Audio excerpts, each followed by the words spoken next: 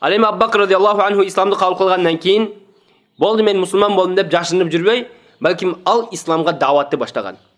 Ал исламга дават кылып баштады да, анын даватынын колунан исламга эң чоң сахабалардан исламга кирген, исламды кабыл кылган сахабалар кимдер эле десе, Абу Бакр радиаллаху анхунун колунда ошонун даваты аркылуу ошол себеп болуп исламды кабыл кылган адамдар Усман, Талха, Зубайр, Абдурахман ибн Ауф, Абу Убайда.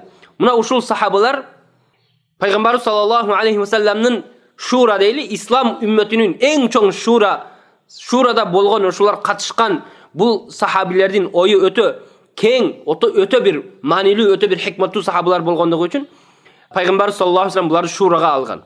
Мына ушулар Усман радиаллаху анху, Талха радиаллаху, Зубайр ва Абдурахман ибн Ауф, ошондой эле Абу Убайда ридвануллахи алейхим аджмаин. Бул сахабалар Абу Бакр радиаллаху анху исламды кабыл кылгандан кийин ошол өзүнүн досторуна, өзүнүн жакындарына барып, Пайгамбарыбыз саллаллаху алейхи ва салламга ишенип 100% шек күмөнсүз ошол инсандарды дават кылып баштады. Аллахка, Аллахтын динине жардам берүүгө ошол сахабалар чакырып баштады. Аллах субханаху ва тааля өзүнүн ыйык бир аятта Фуркан сүрөсүндө "Фала тути'ил кафирин важахидхум бихи джихадан кабира" деген аят бар. Мына ушул аят Фуркан сүрөсүндө. Фуркан сүрөсү мына ушул аят өзгөчө Меккеде түшкөн. Пайгамбар саллаллаху алейхи ва саллам хижрат кылуудан мурда ушул аят Меккеде түшкөн. Ал эми уруш, капыларга каршы уруш, жихад качан парз болгон десе, ал Мадинага, Пайгамбар саллаллаху алейхи ва саллам Мадинага көчүп келгенден кийин Аллах субханаху ва тааля "Узина лиллазина юqataluna bi annahum zulimu" өтө көп зулум чеккендер, өтө көп үстүндө отуруп алып, зулум кылып, бечаралардын малын жеп, аларга актарны көп жедирилип, ошол көп зулум чеккендер үчүн Аллах субханаху ва тааля жихад кылууга рухсат берет. Мына аятты биз бүгүн кандай түшүнөбүз? "Фала тути'ил кафирин важахидхум бихи джихадан кабира". Бул аятты бүгүн биз кандай түшүнөбүз? "Важахидхум бихи джихадан кабира" дегенди капыларга каршы чоң жихад кыл дейт. Чоң жихад эмне десе, бүгүнкү күнү мусулман өзүнүн мусулманмын дейт. Аллахка өзүнү толук тапшырган, Аллахтын кулумун дейт. Менин Раббым, менин падышам, мени жаратуучум, мен ошонун айтканын кылам деп туруп исламды кабыл кылган инсан капыларга баш ийбеш керек, биринчиден. Капырлардын айтканын кылбаш керек, капырлардын интересиге да иштебеш керек, капырлар бир закон чыгарса, ошол законду да кабыл кылбаш керек. Аларга каршы чоң жихад кылыш керек. Чоң жихад дегенде Абу Бакр радиаллаху анху ушул жерде кандай кылды? Өзүнүн мал мүлкүнү берди. Ошо капырларга каршы тура турган Пайгамбар саллаллаху алейхи ва салламга, Пайгамбар саллаллаху алейхи ва салламдын тегерегинде жүргөндөргө, мусулмандарга, алсыздарга биринчиден өзүнүн мал мүлкүнү инфак кылып, садака берип баштады. Экинчиден ошо капырларга чындыкты айтып баштады. Жок, силерге тура эмес, Аллах жалгыз, ибадат бир гана Аллахка болуш керек. Бүгүнкү күнү биз эмне дейбиз? Жок, силер айткан тура эмес, жалган, өкүм бир гана Аллахтыкы болуш керек. Бүгүн жер жүзүндө өкүм бир гана Аллахка жүрүш керек. Абу Бакр радиаллаху анхуну Пайгамбар саллаллаху алейхи ва саллам аны Сиддик деп аталган. Абу Бакр радиаллаху анхуна ушул сыпаттары менен башкалардан өзгөчөлүнүп туруп, Пайгамбар саллаллаху алейхи ва саллам бул инсанды өзүгө дос кылып алып, аны менен бирге хижрат кылган. Абу Бакр радиаллаху анху мына ушул аятты түшүнүп, "Фала тути'ил кафирин". Капыларга баш ийүү жок бизде. Капылар, алар Аллахтын душмандары. Алар түздөн-түз Аллахтын китебине, Пайгамбар саллаллаху алейхи ва саллам сүннөтүнө каршы келген, ошого лайык келбеген закон, мизамдарды ойлоп чыгат. Капырлар бүгүн түздөн-түз алар зына кылууга, риба кылууга, процент жөөгө, сүткорлукка, башка нерселерге түздөн-түз алар мизам түзөт да ислам динине келе турган, ислам дининин пайдасыга, мусулмандардын пайдасы үчүн алар иштебей турган адамдар деп ошолорго баш ийбеш керек. Бүгүн мусулманмын деп туруп, мусулман ислам маскасын кийип алып, бүгүн мусулмандардын жерлерини капыларга сатып, капыларга договор кылышат. Биз мындай капыларга баш ийбешибиз керек. "Фала тути'ил кафирин".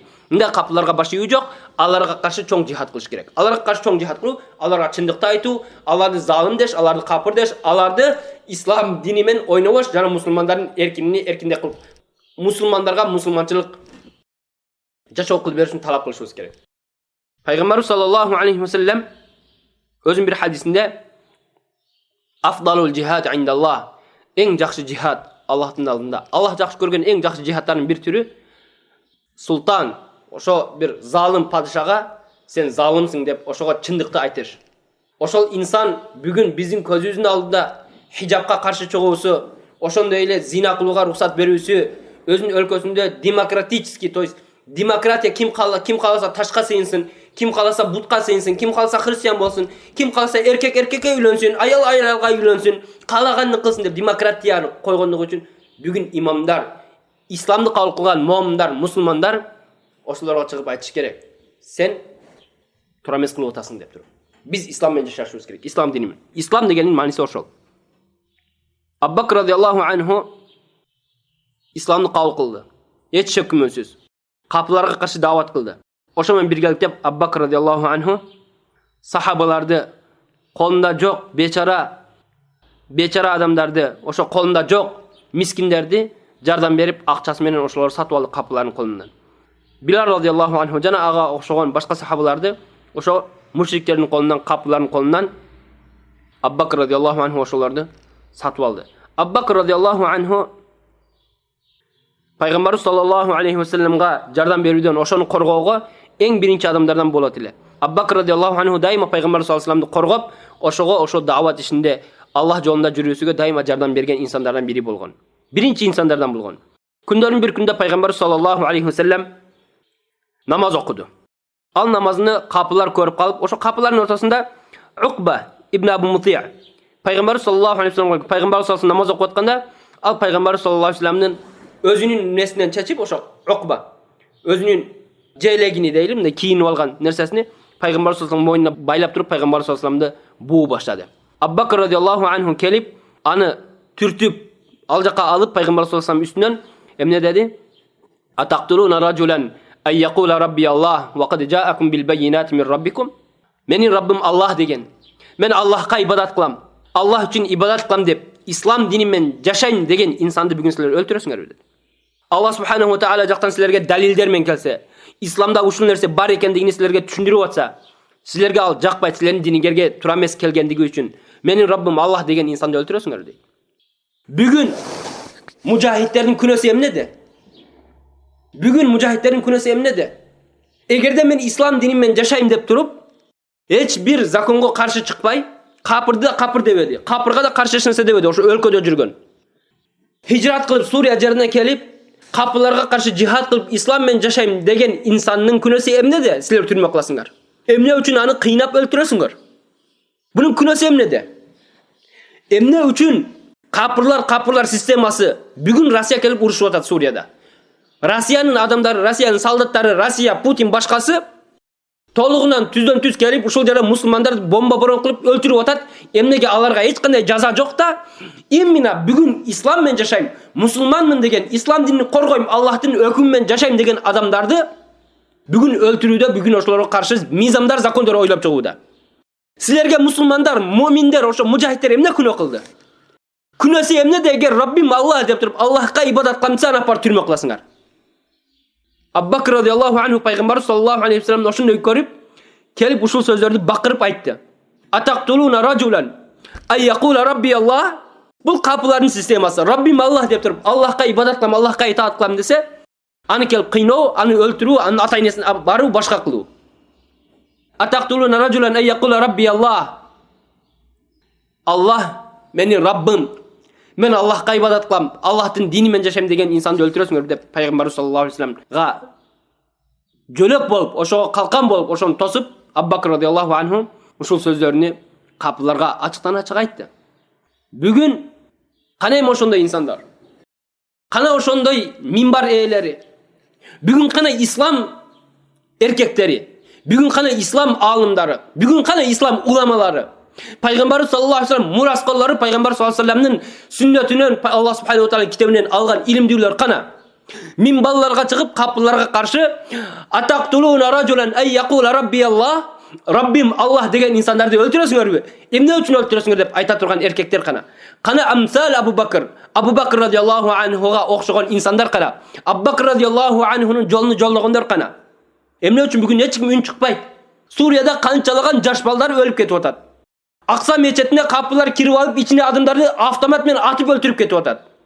Жаңы Зеландияда мусулмандарды атып өлтүрүп кетти. Сурияда күнүгө Россиянын самолеттору, Россия өзү келип ушул жерде бомба барып мусулмандарды кырып кетип атат. Кана ислам эркектери?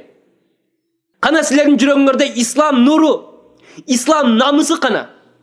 Abu Bakr radıyallahu anhuday bolgon, İslamga hizmet kılgan, özünün tili menen, canı menen, özünün mal mülkü menen, tolluğu menen İslamды kabul kılıp, İslamga jana Peygamber sallallahu aleyhi ve sellem sünnetine al daima birinci bolup kalkan bolup berip turgan Abu Bakr radıyallahu anhu. Abu Bakr radıyallahu anhu'nun derecesini Peygamber sallallahu aleyhi ve sellem bul dünya jana ahirette kötürdü. Abu Bakr radıyallahu anhu'nu Peygamber sallallahu aleyhi ve sellem bir günü bir sahabi kelip, "Ya Rasulullah, sizge eng jakşı, sizge eng jakın adam, siz jakşı görgen adam kim?" degende Peygamber sallallahu aleyhi ve sellem Ayşe radıyallahu anha dedi. Al sahabi bolsa, "Ya Rasulullah, erkeklerden kim?" dese, "Anın atası" dedi. Peygamber sallallahu aleyhi ve sellem Abu Bakr radıyallahu anhu'nu eng köp jakşı görgen sahabalardan biri. Eng köp jakşı görgen. Siddiq degen, Atiq degen, "Ente atiqullah minen nar." Seni Allah tozoktan kutkardı degen. Allah subhanahu wa ta'ala Abu Bakr radıyallahu anhu jönünde ayatlar düşürgen. Bu ayatları biz kıyametga çen okuyuz. "Ve sayujannabuhal atqa."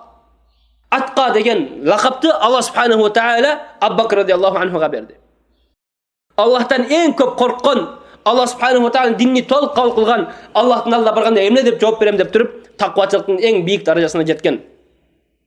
Özünün mal mülkünü, özünün canını, büt nersesini Allah'tan razıçılığı için Allah'a kıyamet günü barganda Allah'ты köreyin, Allah'tan beşiğe kireyin degen maksatta özünün mal mülkünü, canını, büt nersesini İslamga ayabay berdi.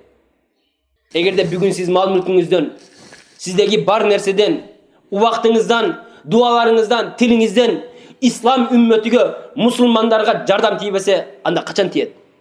Kaçan sizin kolunuzdan, sizin tilinizden, jana oşo sizin mal mülkünüzden İslam ümmetine, musulmanlarga, alsızlarga, beçaralarga kaçan jardam tiyet?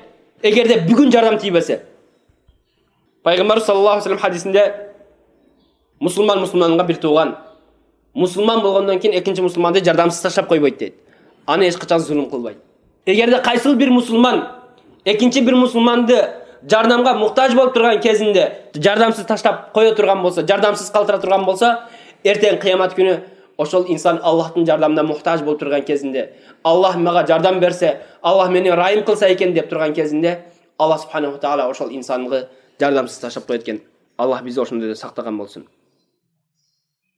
Abu Bakr radıyallahu anhu'nun sıfatı, jana anın İslamны kabul kılууsu, al İslamga kılgan davatı, İslamga kılgan nafakası öte çoğ.